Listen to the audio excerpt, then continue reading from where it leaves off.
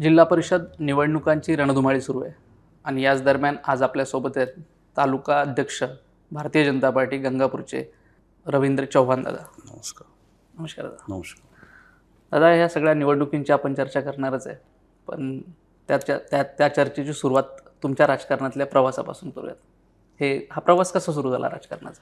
बघा, असं राजकारणात मी काही ठरवून आलेलो नाही आणि मी ज्या सर्वसामान्य शेतकरी कुटुंबातून येतो त्या कुटुंबाला आमच्या घरची कुठे राजकीय पार्श्वभूमी नव्हती, परंतु गंगापूरचे आमदार सन्माननीय प्रशांतजी बम साहेबांसोबत जोडल्यानंतर ज्यावेळेस माझे ग्रामपंचायतचे इलेक्शन लागले 2021ला, तर सरपंचपद हे सर्वसाधारण सुटल्यानंतर मी ग्रामपंचायत निवडणूक लढवण्याचा त्या ठिकाणी निर्णय घेतला. पॅनल माझ्या गावातील जे सहकारी ज्येष्ठ मंडळी त्यांच्या नेतृत्वात मार्गदर्शनात निवडून आलो आणि दुर्दैव असं आहे की पुन्हा ते सरपंच पदाचे आरक्षण बदलले आणि सरपंचपद हे सर्वसाधारण महिलासाठी राखीव झालं, म्हणून मला उपसरपंच व्हावं लागलं. तर उपसरपंच झाल्यानंतर पुढचा आतापर्यंतचा प्रवास आहे. असं ठरवून काही राजकारणात नव्हतं, परंतु मला सन्माननीय आमदार प्रशांत बम साहेबांसोबत जे काम केलं त्यांच्यासोबत काम करताना प्रत्यक्ष अनुभव आला. राजकीय सामाजिक जे जीवन असतं त्याचा प्रत्यक्ष अनुभव आला आणि गोरगरीब सर्वसामान्य नागरिक यांची प्रशासनाकडून प्रचंड छळ होतो, त्यांना त्रास दिला जातो आणि त्याची प्रचंड मला चीड आहे आणि म्हणून या सर्वसामान्यांना कुठेतरी न्याय देता यावा, आपल्याकडून जेवढं शक्य होईल तेवढं त्यांचं मदत आपण करावी या हेतून मी राजकारणात आलो आहे. सर्वसामान्यांचा विषय तुम्ही आता बोलताना काढला, तर त्याच्यात बरेच आंदोलनं झाली. त्याच्यातलं सगळ्यात एक मुख्यत्यानं सांगता येईल असं आंदोलन म्हणा किंवा तुम्ही घोटाळा बाहेर काढला होता, जो स्वच्छतागृहांचा घोटाळा होता. काय विषय होता? कारण बहुतेक 9 ते 10 कोटी रुपयापर्यंतचा तो घोटाळा होता. तो विषय असा आहे की सर्वसामान्यांच्या बाबतीत असं स्पेशल ठरवून तर काही नाही, परंतु रोज जसे प्रश्न आमच्या समोर येतात, लोकांच्या अडचणी सांगतात, त्यानुसार आम्ही काम करतो. आणि त्यातल्या त्यात तुम्ही स्वच्छतागृहाचा जो विषय सांगितला तो इतका भयंकर होता. ज्यावेळेस मी ग्रामपंचायतला उपसरपंच म्हणून त्या ठिकाणी काम करत होतो, ग्रामपंचायतीची निवडणूक झाल्यानंतर 3, 4, 6 महिन्यानंतर आमच्या गावातील जवळपास 110च्या आसपास स्वच्छतागृहांचे म्हणजे स्वच्छ भारत मिशन या योजनेअंतर्गत जे लाभार्थ्यांना घरकुलसाठी आपलं स्वच्छतागृहासाठी अनुदान मिळतं 12,000 रुपये पर लाभार्थी, तर 110 लोकांचं ते अनुदान प्रलंबित होतं. मी पंचायत समितीकडे पाठपुरावा केला, आज भेटेल उद्या भेटेल असं म्हणता वर्षभर झालं, पण ते काही मिळत नव्हतं. मग त्यावेळेस जेव्हा मी त्याच्या खोलात गेलो तर भयंकर सगळं बाहेर आलं, सत्य समोर आलं. त्यामध्ये जिल्हा परिषद छत्रपती संभाजीनगरच्या प्रशासन आणि सर्व ज्या पंचायत समित्या होत्या जिल्ह्यातील 9, त्याच्यामध्ये गंगापूर पण, ह्या प्रशासनाने तब्बल 7,223 लाभार्थ्यांचे छत्रपती संभाजीनगर जिल्ह्यातील 12,000 रुपयाप्रमाणे पैसे हे त्या लाभार्थ्यांना वर्ग केले असून दाखवून, परंतु ते पैसे त्यांना मिळालेच नव्हते प्रत्यक्षात, परंतु रेकॉर्डला तर त्यांनी पैसे त्यांना देण्यात आले असं दाखवलं होतं. मग ही सर्व बाब समोर आल्यानंतर मी याच्या खोलात गेलो. राज्य शासनाचं जे स्वच्छ भारत मिशनचं कार्यालय आहे बेलापूर CBD कोकण भवन मुंबईला, तिथं मी पाठपुरावा केला. त्याच्यानंतर मी स्वच्छ भारत मिशनचं जे भारत सरकारचं कार्यालय दिल्लीला, तिथपर्यंत पाठपुरावा केला आणि हे सर्व 7,223 लाभार्थ्यांचे जवळपास 9 कोटी रुपयाच्या आसपास रक्कम ह्या प्रशासनाला मी लाभार्थ्यांना देण्यास भाग पडली. हे सर्व प्रकरण बाहेर आल्यानंतर मला तब्बल 12 लाख रुपयाची कॅशने भरलेली बॅग मला देऊ करण्यात आली, परंतु मी ती स्वीकारली नाही. ह्या लाभार्थ्यांना मी 9 कोटी रुपये मिळवून देण्याचा त्या ठिकाणी प्रामाणिक प्रयत्न केला. या कामी मला सन्माननीय आमदार प्रशांत बम साहेबांची एक अत्यंत मोलाचं त्या ठिकाणी मदत मिळाली, सहकार्य मिळालं, पाठिंबा मिळाला. आता पाठिंबा आमदार साहेबांचा तुमच्या मागे खंबीरपणे पाठिंबा आहे असं तुम्ही सांगताय. तसाच आता शेतकऱ्यांसाठी तुम्ही बरेच आंदोलनं करता, यात शेतकरी तितके खंबीरपणे तुमच्या पाठीमागे उभे राहतात का? बिलकुल. बघा कसं आहे, तुम्ही लोकांचं जर प्रामाणिकपणे काम केलं, त्यांच्या मदतीसाठी तत्परतेने धावून गेला, 100% लोक तुमच्या पाठीमागे राहतात. त्याचं जिवंत उदाहरण मी आहे. मी काय, मला कुठली राजकीय पार्श्वभूमी नाही किंवा मी असा काही श्रीमंत घरचा नाही, मी एक सर्वसामान्य शेतकरी कुटुंबातला आहे. मला 2-2.5 एकर माझ्या वडिलांना जमीन आहे. मी हे कामं करत करत करत लोकांनी मला पाठिंबा देण्याचं कारणच आहे की मी अर्ध्या रात्री मला कधीही 24 तासात तुम्ही कधीही फोन आला कोणत्याही माणसाचा, अडचण अशी अशी अडचण आहे, मी तत्परतेने त्याला मदत करण्याचा त्या ठिकाणी प्रयत्न करतो. म्हणून तर मला पाठिंबा मिळतो आहे. बाकी माझ्याकडे दुसरं काही मी एखाद्या राजकारण्याच्या घरात किंवा एक सोन्याचा चमचा घेऊन काही जन्माला आलेलो नाही. मी सर्वसामान्य शेतकरी कुटुंबातील आहे आणि सर्वसामान्यांच्या पीडा, त्यांना होणारा दैनंदिन जीवनात त्रास तो मीही अनुभवलेला आहे. म्हणून मला त्या बाबतीत प्रचंड तळमळ आहे. आणि आमच्यासारख्या तरुणांना जर राजकारण समाजकारण कळतं, उमजतं, समजतं, तर त्यांनी 100% राजकारणात येऊन, समाजकारणात येऊन गोरगरीब सर्वसामान्यांना मदत केली पाहिजे. आता तुम्ही बोलताना सांगितलं की केव्हाही फोन केला, रात्री येऊ, दिवसा येऊ, दुपारी येऊ, तुम्ही प्रत्येक वेळेला हजर राहता किंवा ते प्रॉब्लेम सॉल्व्ह करता. मधल्या काळात किंवा आत्ताही तुमच्या बाबतीत बऱ्याच वेळेला बोलले होते की रवी बोला, एक कॉल आणि मॅटर सॉल्व्ह. त्यातला एखादा किस्सा सांगता येईल का की एक फोन आणि झालेला मॅटर एका फोनवरती सॉल्व्ह केलं? असे अनेक किस्से, एखादा नाही, असे अनेक किस्से. रोज किमान 50-100 कॉल आम्हाला येतात. रात्री बेरात्री त्याचा वेळ नाही. आणि त्या प्रमाणे जशी अडचण असेल तशी मदत करण्याचा आम्ही प्रयत्न करतो. असे अनेक किस्से. ते एक रेकॉर्डिंग व्हायरल झाली होती. एक 25,000 रुपये एका डीपीसाठी मागून घेतले होते MSCBच्या माणसाने. काय काय किस्सा तो होता? किस्सा असा आहे की तुर्काबाद सर्कलमधल्या गंगापूर तालुक्यातल्या एक डीपी जळाला. डीपी जळाल्यानंतर त्या ठिकाणच्या महावितरणच्या स्टाफने त्या शेतकऱ्यांना सांगितलं की तुम्ही पैसे जमा नाही केले, तुमचा डीपी लवकर येणार नाही. ज्यावेळेस संबंधित शेतकऱ्यांनी मला संपर्क केला, मी संबंधित जेईला फोन केला की शेतकऱ्यांकडून पैसे घेण्याचं काय कारण. त्या शेतकऱ्यांचे पैसे ताबडतोब वापस करायचे आणि 24 तासाच्या आत तो डीपी त्या ठिकाणी बसलाच पाहिजे, असं त्या ठिकाणी त्यांना इशारा दिला. 24 घंट्यात तो डीपी बी बसला आणि शेतकऱ्यांचे पैसे मिळाले. इतक्या ॲग्रेसिव्ह भूमिका तुम्ही घेता, आक्रमक भूमिका घेता. ते विजेचा प्रश्न असेल समजा, हा जसा होता तसंच पाण्याचाही तितका शेतकऱ्यांसाठी महत्त्वाचा प्रश्न असतो. तुम्ही ईडीच्या अधिकाऱ्याची गाडी अडवली होती, तर ती आक्रमकच भूमिका होती. पण इतक्या मोठ्या अधिकाऱ्याला अडवताना म्हणजे काय प्रसंग घडला होता तो? बघा, सर्वात महत्त्वाचा विषय आहे की इतक्या मोठ्या अधिकाऱ्याला अडवणं सोपं नाही. गोदावरी खोरे विकास महामंडळाचे ईडी म्हणजे संपूर्ण मराठवाड्याचे ते बॉस आहे. 8 कलेक्टर त्यांच्या अंडरमध्ये येतात. परंतु इतक्या मोठ्या अधिकाऱ्याला जेव्हा अडवतो तर ते कामही तितकं खरं असतं, कायदेशीर असतं, रीतशीर असतं. म्हणून आम्ही त्याच्यामध्ये उतरतो. आणि दुसरी गोष्ट म्हणजे आमच्या पाठीमागं जेव्हा सन्माननीय आमदार प्रशांत बंब साहेब उभे राहतात, केव्हा की आम्ही प्रामाणिकपणे खरं काम करतो, विनाकारण कोणाला त्रास देत नाही. सन्माननीय आमदार प्रशांत बंब साहेबांचे आमच्यावर संस्कार आहे. भारतीय जनता पार्टीचे आमच्यावर संस्कार आहे. आमचे आदरणीय पंतप्रधान नरेंद्र मोदीजी यांचे आमच्यावर संस्कार आहे. महाराष्ट्राचे मुख्यमंत्री आदरणीय देवेंद्रजी यांच्यावर आमच्यावर संस्कार आहे. चुकीचं काम आम्ही करत नाही. कायदेशीर जे आहे त्यामध्ये आम्ही 100% मग तो कोणताही अधिकारी असो त्याला डायरेक्ट भिडतो. तुम्ही जो विषय सांगितला की गोदावरी खोरे विकास महामंडळाच्या ईडींच्या गाडी तुम्ही अडवून त्या ठिकाणी त्यांना आपला ते काम मार्गी लावण्यासाठी भाग पाडलं, तो विषय असा आहे की शिवना टाकळी जो प्रकल्प आहे, आमचा जो गट आहे हर्सू सांगवी लासू स्टेशन, त्याच्यावरती तो कन्नड तालुक्यामध्ये, आणि अत्यंत भीषण पाणी टंचाई असताना प्रकल्पात पाणी होतं. त्या प्रोजेक्ट रिपोर्टप्रमाणे, कायद्याप्रमाणे ते पाणी खाली जनावरांसाठी पिण्यासाठी सोडणं क्रमप्राप्त होतं. परंतु संबंधित अधिकारी दबावाखाली ते पाणी सोडत नव्हते.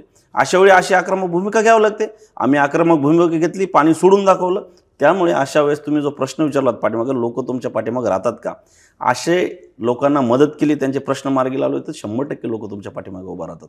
आता हे एक प्रकारचं डेअरिंगच आहे की ईडीच्या इतक्या मोठ्या म्हणजे 8 कलेक्टर ज्या माणसाच्या अंडर आहेत त्या माणसाची गाडी थांबवणं, त्याला विरोध करणं. तसेच तुम्ही वेगवेगळे आंदोलनं केली. त्यातलं एक आंदोलन होतं की तुम्ही PWDच्या अधिकाऱ्यांच्या खुर्चीखाली फटाके लावले.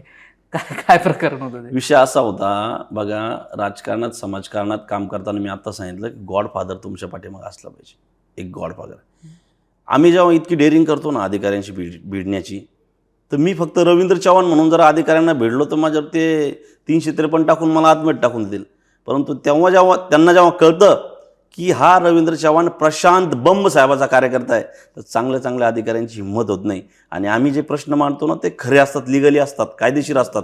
त्याच्यामुळे कोणतंही आंदोलन ते जर खरं असेल तर ते करण्यामागे आम्ही डगमगत नाही. तुम्ही जो रस्त्याचा विषय सांगितला, PWDच्या अधिकाऱ्यांच्या खुर्चीखाली फटाकडे फोडण्याचा विषय असा की 2000 आमचा जो गटातील लासू स्टेशन धामोरी डोणगाव पिंपळगाव रस्ता आहे, त्याची आमदार प्रशांत बंब साहेबांनी मंजुरी आणली 2019 साली. तब्बल 36 महिने होऊन, वर्क ऑर्डर होऊन देखील संबंधित कॉन्ट्रॅक्टर हा दांडगाई करून म्हणजे PWDच्या विभागाला बी जमत नव्हता, काम सुरू करत नव्हता. अशा वेळेस अशी भूमिका घ्यावं लागेल जनतेसाठी. रस्ता प्रचंड खराब होता. तुम्ही म्हणजे सन्मान्य आमदार महोदयांनी त्यांचं काम केलं, रस्ता मंजूर करून आणून दिला. जर असे कॉन्ट्रॅक्टर येऊन जर जनतेला वेठीस धरीत असन तर मग आपण काय कामाचं लोकप्रतिनिधी म्हणून. अशा वेळेस आम्ही ठाम भूमिका घेऊन अधिकाऱ्यांच्या पाठीमागे लागून तो काम करून घेतलं. आता जे भारतीय जनता पार्टीचे तालुकाध्यक्ष म्हणून तुम्ही कार्यरत तर असताच, लोकांच्या संपर्कात असता, पण पीक विम्याच्या बाबतीत एक घटना घडली होती मधल्या काळात, बरीच गाजली. त्यात एक वाक्य फार महत्त्वाचं होतं की जिल्ह्यातले 1500 गावं एकीकडे आणि तुमच्या 15 गावांना मिळालेला जो मदत होती ती वेगळे. हे काय प्रकरण? बघा, तो विषय असा आहे की साधारण 3-4 वर्षापूर्वी प्रचंड अतिवृष्टी झाली, नुकसान झालं शेतकऱ्यांचं. आणि त्यावेळेस पीक विमा कंपनीचं जे ॲप होतं, ऑनलाईन तक्रारी करावं लागत होत्या. ऑनलाईन तक्रारीमध्ये ते नवीन प्रक्रिया असल्यामुळे शेतकऱ्यांना ती प्रक्रिया माहीत नव्हती. कुठे कुठे नेटवर्क राहत नव्हतं आणि बऱ्याच वेळेस ते ॲपच बंद राहायचं. तक्रारी करायच्या कशा? अशा वेळी माझ्या गटातील अनेक शेतकरी तक्रारी करण्याची राहून गेले, नुकसान होऊन देखील. नेमकी त्यावेळेस आमदार प्रशांत बंब साहेबांनी गंगापूर तालुक्याची आमसभा बोलवलेली होती. त्या आमसभेत आम्ही हा विषय घेतला की शेतकऱ्यांना ऑनलाईन तक्रारी करताना अडचण येत आहे, तुम्ही ऑफलाईन तक्रारी करण्यासाठी परवानगी द्या आणि 2-3 दिवसाची मुदत वाढवून द्या. आमदार साहेबांनी प्रशासनाला आदेश केले की 2 दिवसाची मुदत वाढ द्या आणि ऑफलाईन तक्रारी स्वीकारा.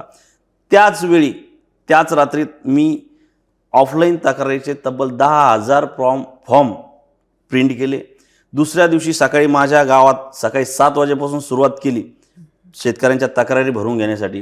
तर शेवटचं जे गाव आहे आमच्या गटातील ते मग धामोरी, डोणगाव, रायपूर, पिंपळगाव, वरझडी, पाचपिलवाडी, देरळ, किन्नळ, बाबुळगाव, पाडळसा, माळीवाडगाव, सनव, दिनवाडा, त्याच्यानंतर दायगाव. शेवटचं 10:30 वाजता त्या दिवशी रात्री मी तब्बल त्यावेळी शेतकऱ्यांच्या तक्रारी भरून घेतल्या.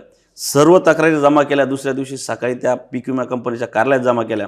आणि बघा, ज्या ऑफलाईन तक्रारी आल्या संपूर्ण जिल्ह्यामध्ये, त्या ऑफलाईन तक्रारीचे जवळपास 36 कोटी रुपये पीक विमा मंजूर झाला. आणि त्या 36 कोटी रुपयापैकी एकट्या म्हणजे छत्रपती संभाजीनगर जिल्ह्यात तुम्ही जे सांगितले 1500 गावं आहे, 1500 गावाला 36 कोटी रुपये आले. त्यापैकी एकट्या माझ्या गटातील 15 गावांना 18 कोटी रुपये मी मिळवून देऊ शकलो, याचा मला अभिमान आहे. वास्तविक पद्धती अमाऊंट पण मोठी होती. असंच एक शेतकऱ्याच्या बाबतीतचं एक आंदोलन फार गाजलं होतं, जे की पडत्या पावसात केलं होतं. काय त्यावेळेला जाणीवपूर्वक वगळले गेले होते गावं की काय? नाही, बघा, एखाद्या वेळेस अशी जेव्हा आपत्ती येते शेतकऱ्याच्या बाबतीत, सरकार कधीच म्हणजे अशी दुटप्पी भूमिका घेत नाही. शासनानं स्पष्ट आदेश दिले होते, जिथं अतिवृष्टी झाली त्या ठिकाणी नुकसान भरपाई मिळण्यासाठी पुढची कारवाई करा.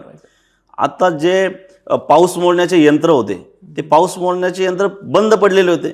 आणि ते बंद पडल्यामुळे आमच्या ज्या हर्सूल सामूहिक गटातील डोणगाव असेल, हर्सूल असेल, या मंडळामध्ये प्रचंड पाऊस झाला. परंतु पाऊस पर्जन्यमापक जे होतं ते बंद पडलेलं असल्यामुळे त्याची करेक्ट आकडेवारी प्रशासनाकडे गेली नाही. तिथल्या संबंधित जे महसूलच्या कर्मचारी होते त्यांनी चुकीची आकडेवारी पाठवली. याच्यामुळे आमची जे 2 मंडळ आहे म्हणजे जवळपास 40-45 गावं त्या नुकसान भरपाईतून वगळले. ही बाब लक्षात आले बरोबर मी भर पावसामध्ये डोणगावला आंदोलनाला बसलो. आणि त्यावेळेस मला वाटतं महसूल मंत्री अब्दुल सत्तार साहेब होते. त्यांनी 3 वाजता आमचं आंदोलन व्हायरल झाल्यानंतर, शेतकरी मोठ्या प्रमाणात तिथं आल्यानंतर त्यांनी दखल घेतली आणि तहसीलदारांना आदेश दिले की त्या ठिकाणी नुकसान झालं आहे की नाही ही पाहणी करा आणि तसा अहवाल पाठवा. ती प्रशासनाने पाहणी केली. स्वतः तहसीलदार साहेब आले होते, मी त्यांच्यासोबत होतो. पाहणी केली, नुकसान भरपाई झालेले नुकसान त्यांच्या लक्षात आली. त्यानंतर आमचे जे हर्सूल आणि डोणगाव मंडळ वगळलं होतं ते नुकसान भरपाईमध्ये सामील झाले आणि त्या दोन्ही मंडळातील जवळपास 40 गावातील शेतकऱ्यांना नुकसान भरपाई आम्ही मिळवून देऊ शकलो. नुकसान भरपाई यशस्वीरित्या शेतकऱ्यांना मिळाली. आता शेतकऱ्यांचाच एक प्रश्न होता, जे की विजेचा प्रश्न होता. वेळेवर येत नाही वीज, तुम्ही ते 6 विंचू काय सोडण्याचं ती धमकी दिली होती. काय बघा, आता अधिकारी हे बी एक प्रकारे माणूसच आहे आपल्यासारखे आणि विनाकारण कोणाला त्रास द्यावा आमचा हेतू नाही. परंतु हे शासनाच्या सर्व योजना आहे, सर्व निधी त्यांना मिळतो, परंतु प्रशासन जे प्रचंड निगरगट्ट झालेले सर्व असून ते खाली त्या योजनांची अंमलबजावणी करत नाही. त्याच्यामुळे सर्वसामान्य लोक, शेतकरी भराडला जातो. बघा, आता खेड्यामध्ये गावामध्ये सिंगल फेजची योजना आली होती. त्यावेळेस सिंगल फेजची योजना आली, गावामध्ये रात्री लोकांना लाईट मिळायची, परंतु वस्तीवर आमच्या भागामध्ये जवळपास 30-40% लोक राहतात. त्या लोकांना वीज नव्हती. अशा वेळेस रात्री बेरात्री वीज नसल्यावर पावसाळ्यात वगैरे घरात साप निघ, विंचू निघ, मग त्या घरातील कुटुंबातील लोकांना, लहान लहान मुलांना असे त्याचे चावण्याचे वगैरे प्रकार घडून त्यांच्या जीवाला धोका निर्माण झाला. आणि वेळोवेळी सांगून सन्मान्य आमदार बम साहेबांनी ती योजना मंजूर केली होती. प्रशासन जे अधिकारी होते तिथले लवकर काम चालू करत नव्हते, म्हणून त्या आंदोलनाचा आम्ही पवित्रा घेतला. अशा प्रकारे ते अशा वेळी अशी भूमिका घ्यावीच लागते. तसं प्रशासन हे ठिकाणावर येत नाही. म्हणजे भूमिका घेता घेता कधीतरी बँकेला ताळाही ठोकायला लागतं, कुलूपही लावायला लागतं. मी वारंवार तुम्हाला सांगतोय, शासनाच्या अनेक योजना आहेत, त्याच्यासाठी निधी देखील आहे, परंतु प्रशासन हे निगरगट्ट झालेलं आहे. अशा वेळेस त्यांना ठिकाणावर आणण्यासाठी असं करावं लागतं.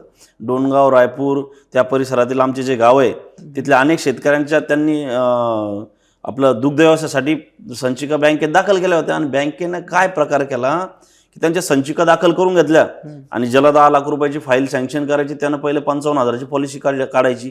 ज्यांना 5 लाख रुपयाची पाहिजे त्यांनी 35,000 रुपयाची काढायची. टार्गेट पूर्ण. या एजंट लोकांनी, स्टेट बँक ऑफ इंडियाच्या एजंट लोकांनी शेतकऱ्यांच्या पॉलिसी काढून घेतल्या 55,000 रुपये, 35,000 रुपये, आणि जवळपास वर्षभर उलटूनही त्यांना फाईल त्यांची सँक्शन करत नव्हते. अशा वेळेस त्या लोक वैतकून ज्यावेळेस आमच्याशी संपर्क केला, मी त्याच वेळेस त्या सर्व लोकांना घेऊन बँकेत गेलो आणि त्यांना या प्रकार लक्षात आणून दिला आणि त्यांच्या झोनल ऑफिसरला बोललो. हा सगळा प्रकार सांगितला. त्यांना सांगितलं संध्याकाळपर्यंत तुम्ही ह्या लोकांचे लोन सँक्शन करून 2 दिवसात त्यांचे पैसे ट्रान्सफर केले नाही तोपर्यंत तुमच्या बँकेतून आम्ही हलणार नाही, तुमच्या बँकेला टाळच लावणार. अशा वेळी सगळं हा प्रकार बँकेचीही बदनाम होईल हे त्यांच्या लक्षात आलं वरिष्ठांच्या. त्यांनी ताबडतोब सर्व शेतकऱ्यांचे ते प्रकरण, लोन प्रकरण सँक्शन केले. तब्बल त्या सर्व शेतकऱ्यांना 80 लाख रुपयाचं लोन हे त्या शेतकऱ्यांना 2 दिवसातच मिळालं. अशा प्रकारे बँक सर्वच अशी जरा सर्वसामान्यांची अडवणूक करीत असेल तर अशी भूमिका घ्यावंच लागेल. आणि अशी भूमिका घेतल्यापर्यंत जर काम होत नसेल तर मग असंच केल्यानंतर हे प्रशासन अधिकारी हे ठिकाणावर येत नाही, अशी आमची भावना झालेली आहे. म्हणजे एक उदाहरण आहे की ज्याच्यात सर्वसामान्यांना किंवा शेतकऱ्यांना योजनांबद्दल बरोबर माहिती नसते. आता याच्यात ते लॅक ऑफ नॉलेज, माहिती नसल्या कारणानंच गैरफायदा घेतला बँकेतल्या लोकांनी. करेक्ट. तशाच आता काही योजना आहेत ज्या पंचायत समिती, जिल्हा परिषदच्या मार्फत किंवा राज्य शासन, केंद्र शासनाच्या मार्फत येतात, त्या योजनांबद्दल काय सांगतील? कुठल्या कुठल्या योजना आहेत? बघा, मी पहिलं बी सांगितलं तुम्हाला, शासनाच्या म्हणजे पंचायत समितीमार्फत येणाऱ्या योजना असेल, विहीर, गायगोठा, शेततळं, त्याच्यानंतर वेगवेगळे अनुदान, जिल्हा परिषद मार्फत येणाऱ्या योजना, अनेक योजना आहे शासनाच्या आहे. परंतु सर्वसामान्य नागरिक जेव्हा संबंधित कार्यालयात जातो त्याला ते लोक जुमानत नाही. ही शोकांतिका आहे. आणि ह्याच लोकांना ठिकाणावर आणण्यासाठी मी आता इथून पुढे काम करणार आहे. शासनाच्या सर्व बाबी शासन देऊ करतंय आणि हे लोक कामचुकारपणा करून सर्वसामान्यांकडून पैसे उकळण्याचं, जर ज्यांना पैसे दिले त्याचंच काम करायचं, अशा ह्या लोकांच्या भावना आहे. खरं म्हणजे 70,000, 80,000, 1 लाख रुपये पगार कमावणारा, पगार घेणारा अधिकारी जेव्हा महिन्याला 5-10 हजार रुपये कमावणाऱ्या नागरिकाला जर 1,000, 2,000 मागत असेल ना, तर प्रचंड मला चीड येते अशा वेळेस. आणि ह्या गोष्टी ठिकाणावर आणण्यासाठी मी आता राजकारणात, म्हणजे इथून पुढचा माझा प्रवास आहे, आतापर्यंत मी तेच काम केलेलं आहे. जेव्हा लोकांना कळलं की रवींद्र चव्हाणला फोन केल्यानंतर काम मार्गी लागतं, त्याच्यामुळे लोकांमध्ये माझी ही लोकप्रियता वाढली. मला रोज 50-100 किमान फोन येतात आणि मी त्या लोकांचे प्रश्न मार्गी लावण्याचा प्रयत्न करतो. आत्ता आपला जो गट आहे त्याच्यामध्ये लासूर स्टेशन हे थोडं शहरी भागात येतं आणि बाकी उरलेले गावं जे आहेत ते ग्रामीण आहेत. तर दोघांचे प्रश्न साहजिकच वेगळे असतील. बरोबर. तर ते कशा पद्धतीनं आपण हाताळणार आहेत येत्या काळात? लासूर स्टेशन, सावंगी ह्या गटामध्ये लासूर शहर मोठंच आहे, परंतु त्या ठिकाणच्या म्हणजे खेड्यातल्या लोकांच्या अडचणी वेगळ्या, समस्या वेगळ्या, शहरी भागातल्या अडचणी वेगळ्या, समस्या वेगळ्या. बघा, शहरी भाग म्हणजे नागरी भाग आणि त्या ठिकाणी नागरी सुविधा मोठ्या प्रमाणात असल्या. आमच्या तालुक्याचे आमदार सन्मान्य प्रशांत बंबसाहेब यांनी आमच्या लासूर शहरामध्ये नागरी सुविधासाठी आवश्यक असलेले, त्यामध्ये प्राथमिक आरोग्य केंद्र असेल त्याची भव्यदिव्य मोठी इमारत बनवली, बसस्टँड असेल बसस्टँडची भव्यदिव्य अशी इमारत बनवली, जिल्हा परिषद शाळेची इमारत भव्यदिव्य बनवली. त्यानंतर गावांतर्गत जे रस्ते ते मोठ्या प्रमाणात प्युअर ब्लॉक सिमेंट कॉन्क्रीटचे रस्ते केले. त्यानंतर गावातील नागरिकांना खास करून केंद्र आणि राज्य शासनाच्या ज्या योजना आहेत त्यांनी तर पूर्ण गंगापूर तालुक्यामध्ये आमचं एकमेव गंगापूर खुलताबाद मतदारसंघ असा आहे, सन्मान्य आमदार प्रशांत बंब साहेबांचा. आमदार प्रशांत बंब साहेबांनी एक NGO तयार केली, हरित फाउंडेशन. त्या NGOमध्ये एज्युकेटेड मुलांची भरती केली, जवळपास 100 मुलांची. आणि त्या मुलांमार्फत प्रत्येक गावात जाऊन लाभार्थ्याच्या घरी जायचं, संबंधित योजनेचा अर्ज भरून घ्यायचा, त्याचा संबंधित कार्यालयात पाठपुरावा करायचा. ती मंजुरी मिळेपर्यंत पूर्ण ती मदत आमच्या म्हणजे सन्मान्य आमदार बंब साहेबांचे जे फेलोज आहे त्यांच्या मार्फत करतात. या कारणाने संपूर्ण महाराष्ट्रात शासकीय योजना ज्या आहे केंद्र आणि राज्य शासनाच्या, त्या योजनांचे सर्वाधिक लाभार्थी गंगापूर खुलताबाद मतदारसंघात आहे. म्हणून लासू स्टेशन हे तर आमच्या आमदार साहेबांचं नेटिव्ह आहे, त्यांचं प्रॉपर गाव आहे. ह्या गावामध्ये आमदार साहेबांच्या माध्यमातून त्यांची जी टीम आहे त्या टीमच्या माध्यमातून प्रत्येक लाभार्थ्यांपर्यंत घरी जाऊन वेगवेगळ्या योजनांचे अर्ज भरून घेऊन त्यामध्ये संजय गांधी श्रावणबाळ योजना, कामगार योजना, विद्यार्थ्यांच्या शिष्यवृत्ती, त्यानंतर बचत गटांचे विषय, त्यानंतर बचत गटांना अनुदान मिळवून देणे, अशा अनेक योजना आहे. ह्या सर्व सन्मान्य आमदार साहेबांची जी यंत्रणा आहे, स्ट्रॉंग यंत्रणा आहे, त्याच्यामार्फत या शहरी भागातील नागरिकांना लाभ मिळवून देण्याचं एक धोरण आमदार साहेबांनी ठरवलेलं आहे. दादा, आता राज्यातही आणि केंद्रातही तुमचंच सरकार आहे, म्हणजे भारतीय जनता पार्टीचं सरकार आहे. कुठल्या प्रभावशाली योजना आहेत असं तुम्हाला वाटतं की ज्या की तुम्ही मतदारांपर्यंत आता घेऊन जाणार आहेत? बघा, मतदारांपर्यंत जो विषय आम्ही घेऊन जाणार आहे त्याच्यामध्ये सर्वप्रथम एक गोष्ट आहे की केंद्रात भारतीय जनता पार्टीचं सरकार आहे, महायुतीचं. राज्यात आदरणीय देवेंद्रजींच्या नेतृत्वात शिंदेसाहेब असतील, महायुतीचं सरकार आहे. आणि आमच्या तालुक्यात सत्ताधारी आमचे आमदार आहेत प्रशांत बंब साहेब, आणि एकदम कार्यक्षम आमदार आहे. प्रचंड त्यांनी मतदारसंघाचा कायापालट, जेव्हापासून मतदारसंघ त्यांनी हातात घेतला, ताब्यात आला, त्यांच्या मतदारसंघाचा कायापालट करण्याचं काम केलं आहे. त्यामध्ये रस्त्यांचं प्रचंड मोठं जाळं विणलं आहे. सन्मान्य आमदार प्रशांत बंब साहेबांची निवडून येण्यानंतरची भूमिका ही होती की शेतकऱ्यांच्या बांधापर्यंत पाणी पोहोचवणे, शेतकऱ्यांना वीज आणि पाणी जर उपलब्ध करून दिलं तर शेतकऱ्यांना जास्त काही मदतीची गरज भासणार नाही, हा हेतू समोर ठेवून त्यांनी गंगापूर म्हणजे संपूर्ण मराठवाड्यात जायकवाडीसारखा पाणी प्रश्न छेडून गंगापूर उपसा सिंचन योजनेसारखी योजना मतदारसंघात शेतकऱ्यांना ठिबकद्वारे पाणी पुरवठा, शेतीला पाणी पुरवठा करण्याची योजना मंजूर केली. तिथं कामही चालू आहे, 1-2 वर्षात ती योजना कार्यरत होणार आहे. त्याच्यानंतर त्यांनी जवळपास वॉटर ग्रीड 1000 कोटी रुपयाची वॉटर ग्रीड पिण्याच्या पाण्याची योजना थेट जायकवाडीपर्यंत वरून ती मतदारसंघात आणलेली आहे. त्याच्यानंतर मतदारांना आम्ही हे आव्हान करणार आहे की जेव्हापासून केंद्रात आदरणीय पंतप्रधान नरेंद्र मोदीजींच्या नेतृत्वात भारतीय जनता पार्टी महायुतीचं सरकार आलेलं आहे, जेव्हापासून आदरणीय देवेंद्रजीच्या नेतृत्वात, शिंदे साहेबांच्या नेतृत्वात महाराष्ट्रात हे सरकार आलं आहे, तेव्हापासून या सरकारने शेतकऱ्यांच्या, सर्वसामान्यांच्या हिताचे निर्णय घेतलेले आहे. त्यामध्ये बघा, जेव्हा म्हणजे शेतकऱ्यांना काय हवं आहे, पाणी आणि वीज. आणि सर्वात महत्त्वाचं वीज म्हणजे शासनाचे जेवढे खाते त्यामध्ये सर्वात लायला गेलं खातं म्हणजे वीज होतं.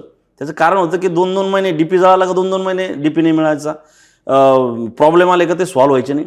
ही सर्व गोष्ट देवेंद्रजीच्या लक्षात आली. अनेक मंत्री होऊन गेले परंतु त्यांनी काही हे प्रश्न सोडवू शकले नाही.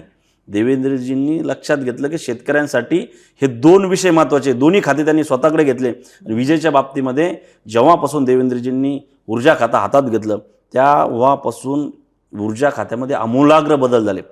सोलार, शेतकऱ्यांना दिवसा वीज पुरवठा देण्याच्या हेतूने त्यांनी सोलारवर भर दिला. आतापर्यंत 40% पुढे लोकांना, शेतकऱ्यांना सोलार भेटले, त्यांना दिवसा आता शेतीला पाणी देऊ शकतात.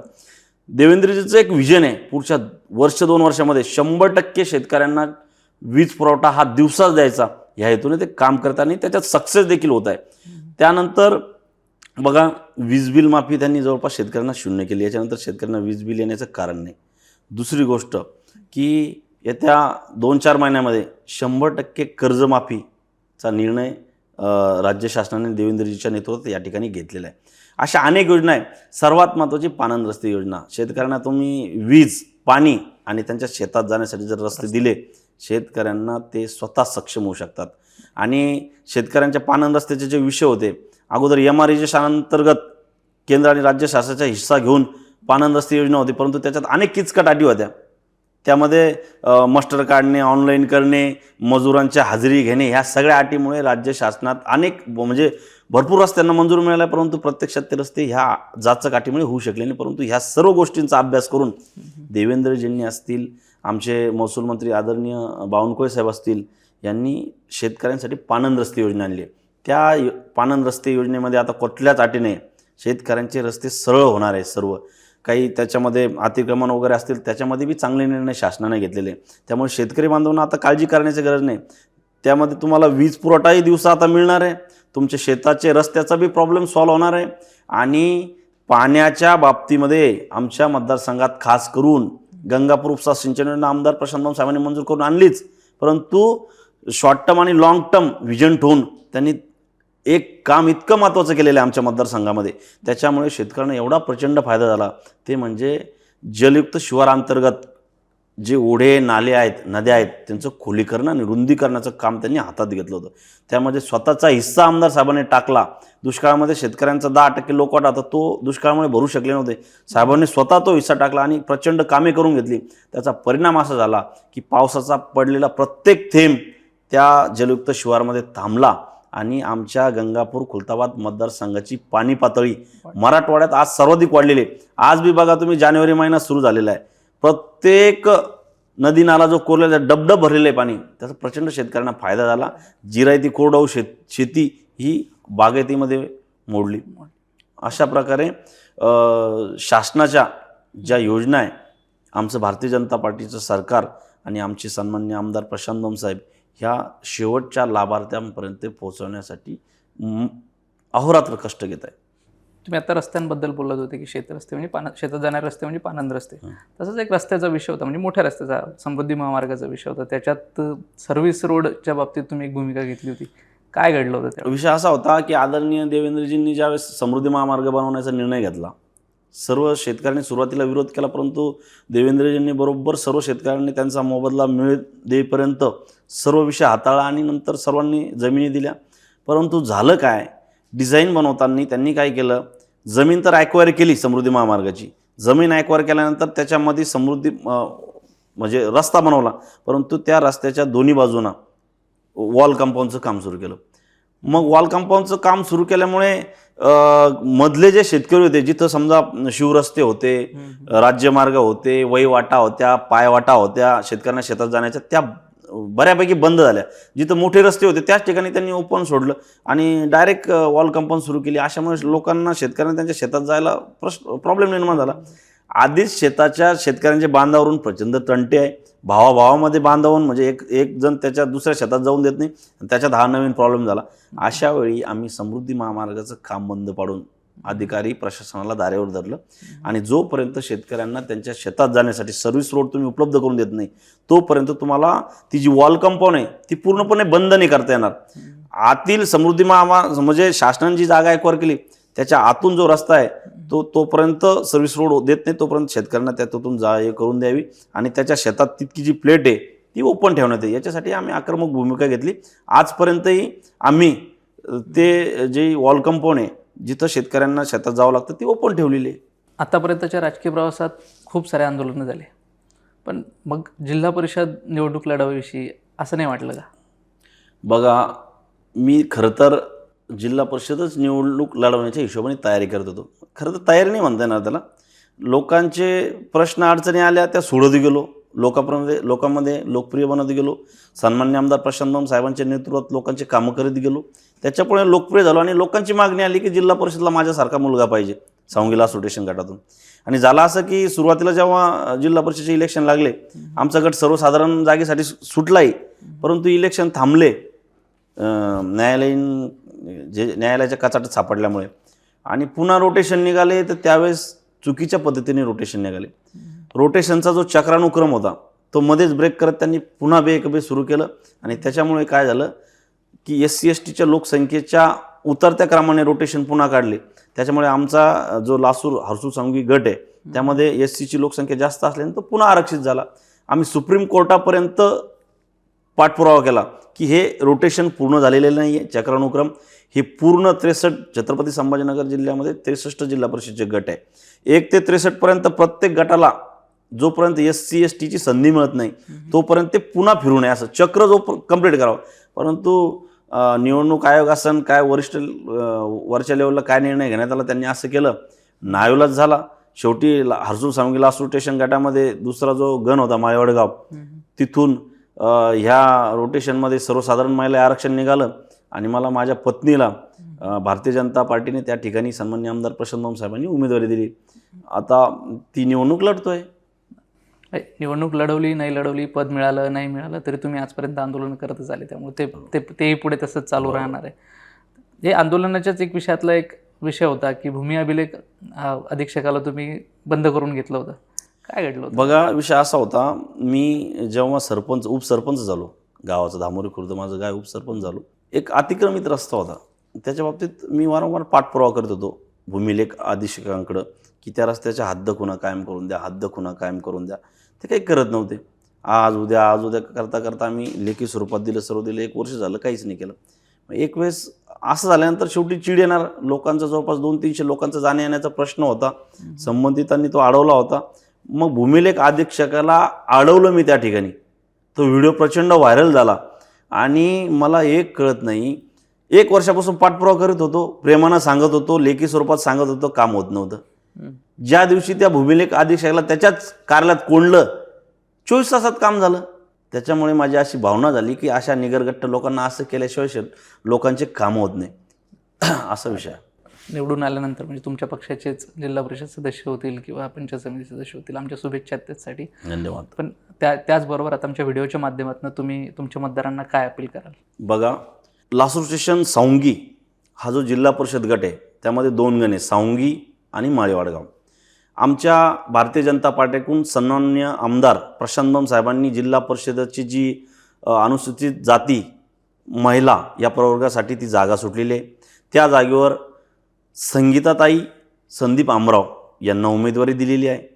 दुसरा जो गण आहे सावंगी, तिथून सुनील सर्जेराव पाखरे यांना उमेदवारी दिलेली आहे. आणि बाजूचा जो दुसरा गण आहे माळेवाडगाव, तिथून माझी पत्नी कविता रवींद्र चव्हाण यांना उमेदवारी दिलेली आहे. आपल्या व्हिडिओच्या माध्यमातून मी आदरणीय मतदार बंधू भगिनींना एक विनंती करेल की बघा, लोकप्रतिनिधी कशासाठी असतात? तुमच्या समस्या सोडवण्यासाठी, तुमचे कामं मार्गी लावण्यासाठी. मग अशावेळी निवडणुका ह्या कुठल्या पक्षावर किंवा माणसावर तुम्ही हे न बघता तुलनात्मक अभ्यास मतदारांनी केला पाहिजे, खास करून तरुणांनी, की आपल्या कामं कोण येतं, आपले प्रश्न कोण मार्गी लावू शकतो, आपल्या अडचणी कोण सोडू शकतो, याचा सारासार विचार केला पाहिजे.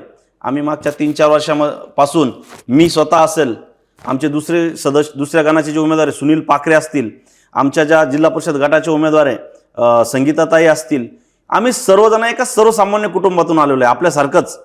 त्याच्यामुळे आपले प्रश्न अडचणी आम्हाला माहीत आहे आणि ते कसे सोडवायचे हे सन्माननीय आमदार प्रशांत साहेबांच्या नेतृत्वात, मार्गदर्शनात आम्ही प्रत्यक्ष अनुभवलेलं आहे आणि सोडून देखील दाखवलेलं आहे. म्हणून माझी सर्व मतदार बंधू भगिनींना कळकळीची विनंती आहे की आपण आमचे जिल्हा परिषदचे उमेदवार संगीताताई आमराव, दुसरे पंचायत समितीचे उमेदवार सुनील सर्जेराव पाखरे, माझी पत्नी सौ कविता रवींद्र चव्हाण, या 3ही उमेदवारांना कमळ या चिन्हासमोरील बटन दाबून येत्या 5 तारखेला आपण प्रचंड बहुमताने विजयी करावं. आम्ही तुम्हाला शब्द देतो. बघा, आम्ही शेतकऱ्यांची मुलं आहे, सर्वसामान्यांची मुलं आहे. अत्यंत प्रामाणिकपणे, कष्टातून, जिद्दीने, एकदम नेटाने तुमचे प्रश्न सोडवण्यासाठी, तुमच्या समस्या सोडवण्यासाठी या ठिकाणी झटतोय. आणि अशावेळी आम्हाला निवडणुकीची संधी या ठिकाणी पक्षाने दिलेली, आमच्या भारतीय जनता पार्टीने, आमच्या तालुक्याचे आमदार प्रशांत साहेबांनी, आमच्या पार्टीचे जिल्हाध्यक्ष संजय खंबाते साहेबांनी, आमचे वरिष्ठ किशोराबा धनायत यांनी आम्हाला संधी दिली. आणि अशावेळी आम्ही कुठल्या पदावर नसताना तुम्हाला इतक्या मोठ्या प्रमाणात तुमच्या अडचणी, प्रश्न सोडवण्यासाठी या ठिकाणी आम्ही झटतोय. आता अशावेळी तुम्ही जर आम्हाला या निवडणुकीत जिंकून दिलं, आमच्या पाठीमागं खंबीरपणे उभा राहिलात, तर 100% तुमच्या येणाऱ्या अडचणी, समस्या सोडवण्यासाठी आम्ही अहोरात्र झटू, हा आमचा शब्द आहे.